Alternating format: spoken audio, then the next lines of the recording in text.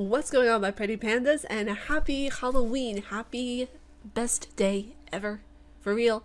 Like, do you guys like my entire mannequin face mask dealio that we got over here?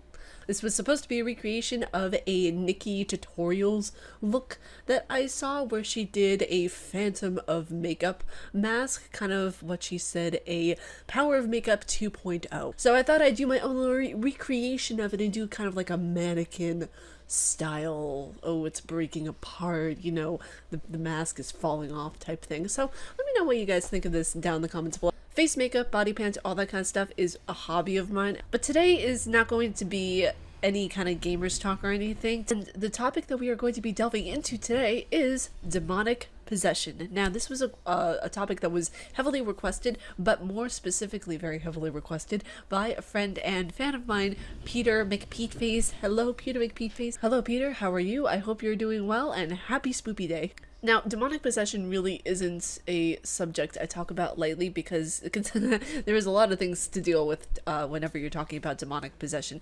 Now, back in the way back, I'm talking about like back in the 1500s, it was very, very common for there to be exorcisms, and for there to be so many exorcisms that people thought, oh, you have a cough. You got the devil inside you. Oh, you're inflicted with some sort of disease or something. Oh, you have the devil inside you. In ancient Mesopotamia, it was believed that all forms of sickness came from powerful spirits entering into a person's body. Now, Assyrian tablets make reference to the use and indications of prayer to the gods, as well as a direct challenge to said demon that could be possessing a person's body. Now, what you guys are probably going to ask right off the bat is, Ariel, do you believe in demonic possession?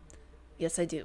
I do believe in demonic possession. I know, the agnostic believes in demonic possession. Oh my god. But for me, I think it's a really very real thing, and why you should not play with Ouija boards, why you should not go out into a cemetery at midnight on Halloween during a full moon, which I've done before. Now, in the Hindu religion, the ancient texts known as the Vedas, which is also composed around, I think, the 1000 BC era, it refers to evil beings that harm the living and harm the work of priests, priestesses, which actually there were a lot more priestesses back then than you might have thought. In Christianity, there are so many references in performing exorcisms that it's outstanding. You would think that there weren't many because religion wasn't quite as stable back then as it is now in accordance to what people believe in and how people believe in it. There was such a profound belief in the ability to cast out evil spirits as the sign of a disciple. Now, there is a very famous myth, I don't know if you want to call it a myth, real fact, take it as you will with a grain of salt. Jesus encountered this one man. He was a madman, a crazy person, whatever you want to call him, and Jesus cast the foul spirit out of his body. The spirit then entered into a pig, or actually a herd of pigs, and the pigs then went over a cliff and ended up drowning. So for me, you know, whenever you think of casting out spirits, this is where we get the main thing from, is from Jesus. It's from really religion. It's not to say that it's not possible for there to be demonic possession. For me, I believe in demonic possession, so it's a little easier for me to take the bait, if you will. There are even accounts from ancient Persia of demonic possession, dating back to before Christ, actually, 600 BC. In 600 BC, there is evidence that offers up the indication that there were prayer ceremonies, exorcisms, holy water by religious leaders, Zoroaster.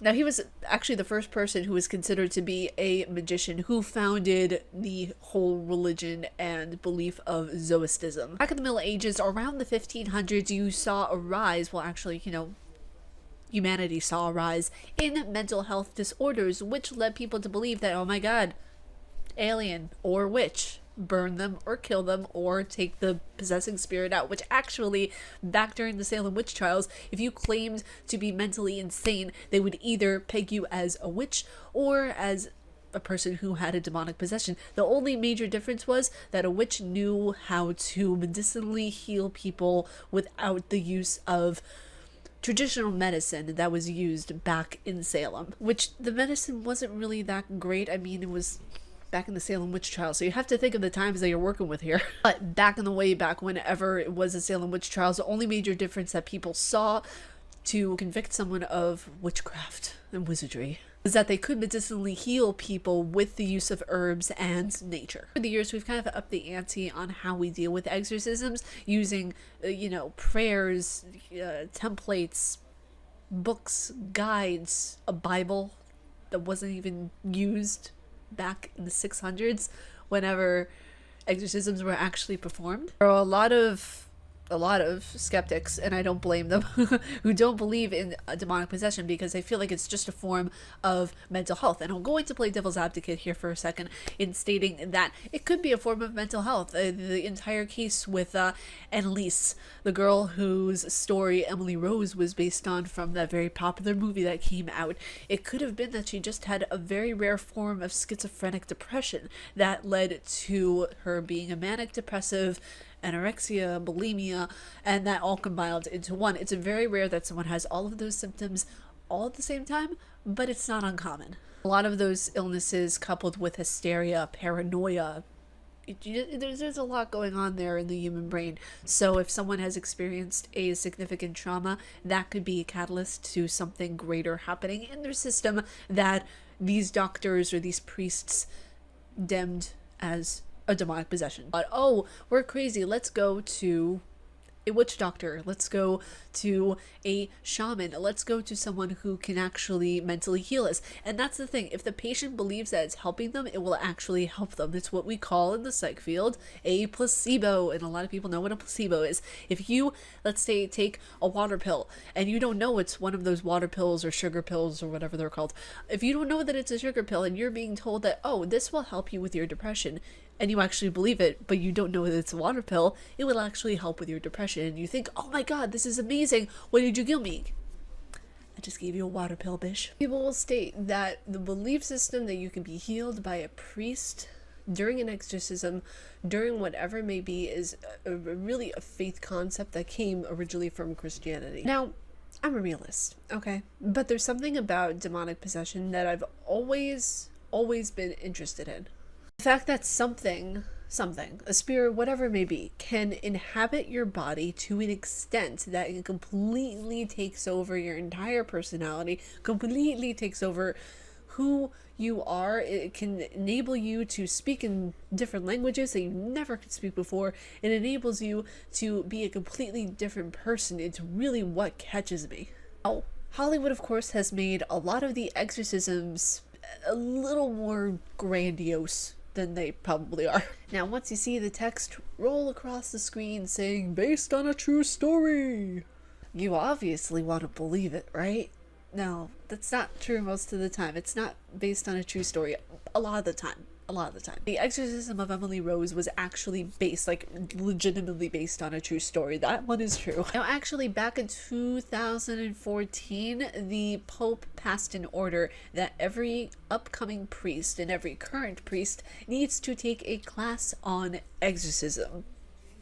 That's right, they need to take a class in order to know how to successfully perform and complete an exorcism. And also, little tidbit, the word exorcism derives from the Greek word exousia, meaning oath. In Greek terms, whenever you are basically exorcising something from your body, or exorcising a demon to be specific, you are putting that spirit under an oath. You are putting that spirit under a spell, basically, that will kind of encapsulate them and make them unable to harm the rest of you. Now, the Vatican first released their official guidelines for exorcisms back in 1614 and revised them in 1999. Now, according to the U.S. Conference of Catholic Bishops, there are telltale signs that you need to look out for in case you do, as a priest, encounter a demonic possession, and you need to actually get an official agreement from the Pope in order to proceed for doing said exorcism, because they don't perform exorcisms as lightly anymore.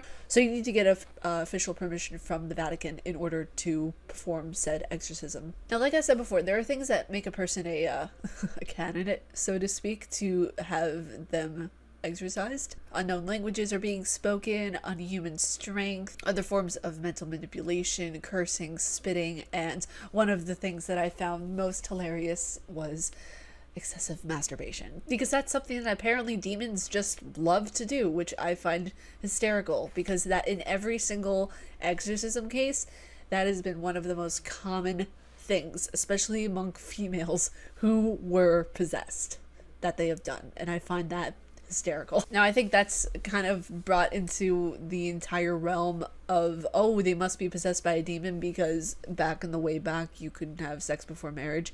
So it goes along with the whole religion thing. So, you know, you see. Now, while most people enjoy a good scare, they enjoy the movies, they enjoy the horror movies, there is the reality that this could be a legitimate thing. For me, since I believe in demonic possession, I believe in ghosts, I believe in spirits, you know, I believe in all that kind of stuff. For me, it's a reality. I mean, you know, I haven't played with a Ouija board ever since I found out that there was actually a ghost following me, which I'll do a story time on that at some point. But it's really interesting to see the contrapositives in what people's beliefs are, that they either believe in it because their religion tells them to, or they believe in it because they're like me and they're really just interested and curious about everything. But if you guys liked today's video and you guys want to have more discussions on this kind of stuff, be sure to leave a comment for me and I'll try to incorporate it into my Twitch and a little bit into the T-Talks. Also, by the way, since Haunted couldn't make her way to this video, she's going to be in today's second video, which I told her that she could do a video. I asked you if I could do a video. I know. You asked politely, and I said yes. I complied. Yeah, okay, fine. Take that tone with me, Missy. I don't have a tone. Okay, you have a tone. And you keep forgetting that I am you. Touche. But if you guys like my face and what I do, or if you guys like my faces and what I do, please be sure to subscribe and hit the bell down below because I make videos every weekday. Stay casually nerdy, you guys, and I will talk to you all in tomorrow's video, and happy Halloween. I hope you guys stay spoopy and have lots of candy and not get cavities. Peace.